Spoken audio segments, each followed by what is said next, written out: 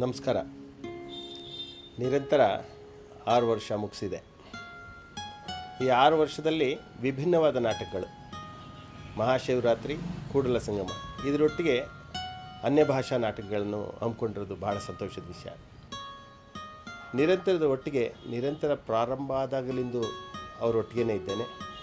ಆದರೆ ಅದೇ ಹಿಂದೆ ಇರೋ ಹುರಿಯಾಳುಗಳು ಭಾಳ ಗಟ್ಟಿಗಿದ್ದಾರೆ. ಇನ್ನೊಂದು ಸಂತೋಷದ ಸುದ್ದಿ, ಇದೇ ಡಿಸೆಂಬರ್ 30, 12, 14ರಿಂದ 3/1/2015 ರಂಗೋತ್ಸವವನ್ನು ಮಾಡ್ತಾ ಇದ್ದಾರೆ. ಅದು 5 ಭಾಷೆಯ ನಾಟಕಗಳು. ದಯವಿಟ್ಟು ಎಲ್ಲರೂ ಬನ್ನಿ, ನಾವು ನಿಮ್ಮೊಟ್ಟಿಗೆ ಇರ್ತೇವೆ. ಈ ನಾಟಕವನ್ನು ಯಶಸ್ವಿ ಮಾಡೋಣ, ಅವ್ರಿಗೆ ಹಾರೈಸೋಣ.